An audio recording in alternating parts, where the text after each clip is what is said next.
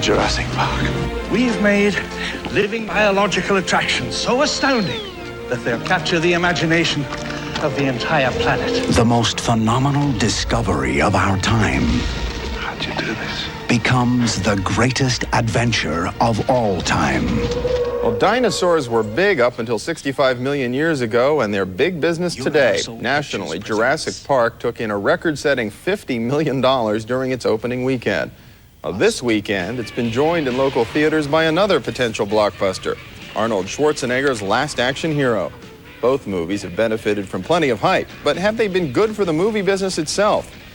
Ed Blank has some thoughts about that. He's a critic for the Tribune Review, and welcome. Good to have you here. Thank you, Bill. Well, let's start with the review first, at least of Jurassic Park, since I know you've seen that one. Just as film, how does it stack up? I think it's a good movie. I think it's no more than a good movie. There isn't anything in Jurassic Park that we haven't seen at least 100 times before, and especially in the science fiction and horror movies of the 50s, when it was fresh and imaginative, and we had dinosaurs who moved as if they were in stop-motion photography. The one thing that is better about Jurassic Park than we've ever seen in any movie of its kind is the technology of the dinosaurs. I mean, they move more humanly than the human beings in it. I mean, at least the dinosaurs are what they're supposed to be. What are those characters doing in that movie? More wooden than the creatures, yeah.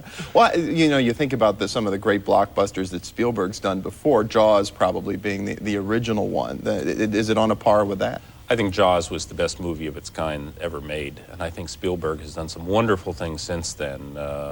E.T., The Color Purple, Close Encounters of the Third Kind. I don't think Jurassic Park is one of his best movies. So how do you account for $50 million the first weekend? Hype. Oh? I think there was going to be a great deal of interest in this movie no matter who made it, because it's based on a best-selling novel. That people were reading a lot for the past couple of years, and I think it's the #1 paperback right now again, thanks to the movie.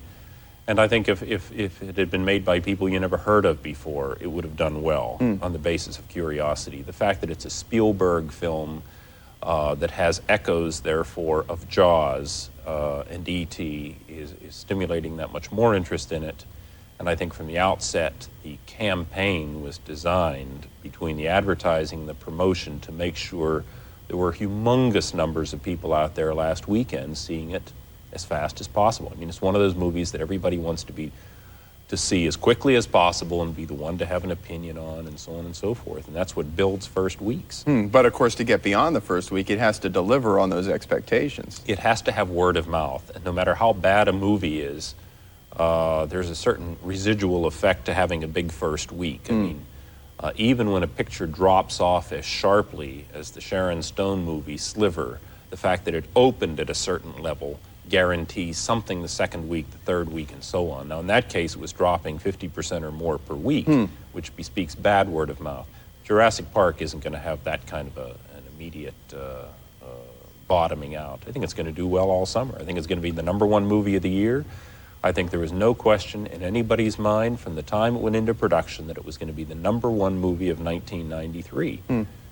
And it's become perhaps as much a marketing vehicle for products and services as it is a movie. Absolutely. How many homes are you going to go into this summer that are going to have Jurassic Park cups and T-shirts and whatnot? It's a huge business, and that's what it's all about: selling the picture, selling all of the apparatus that goes with the movie. I mean, kids are going to want to have these 4 mugs and these 2 T-shirts, and I think they have a record number of products out there tied in with this movie.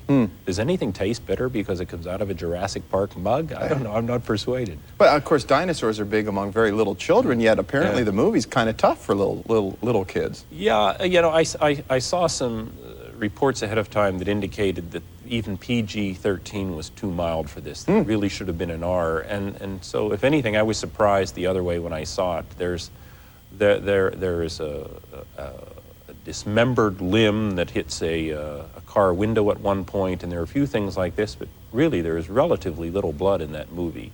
Compared to the gore we're used to seeing these days. Yeah, sure. You see a couple of people chomped, but there's no bloodletting at that point. It's violence in the sense that we saw it in the 50s.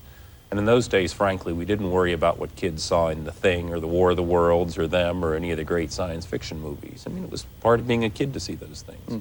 So I think this is kind of tame for what it is.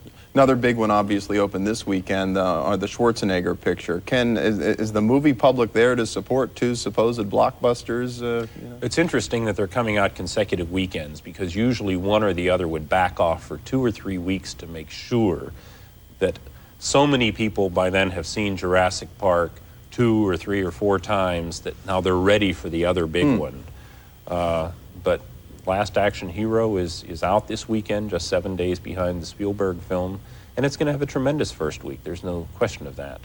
The problem that The Last Action Hero has is that the word from preview screenings in May and June was that there were walkouts at these screenings, that the audience was annoyed by confusion within the film. What's going on for real versus what's going on in the film within the film, because Schwarzenegger plays the hero of a serial kind of thriller, and he comes off the screen much as the Jeff Daniels character did in Woody Allen's Purple Rose of Cairo. And so he's interacting with the characters in the film and the characters out of the film, and apparently this has created some confusion, at least among the usual Schwarzenegger audience.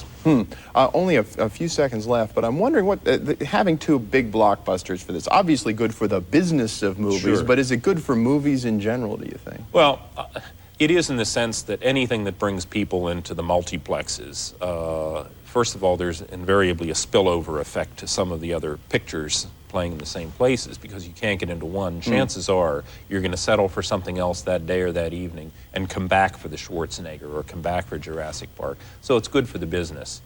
There is a downside. Depending on how good or how bad the movie is, if something that really isn't very good at all does tremendous business, it sends, of course, the wrong signal back to Hollywood, which is that the box office is about hype rather than about making good movies. And every now and then something really terrific like fried green tomatoes makes a lot of money, and that's encouraging. But if Last Action Hero is not good and it does $100 million, what is that going to tell Hollywood?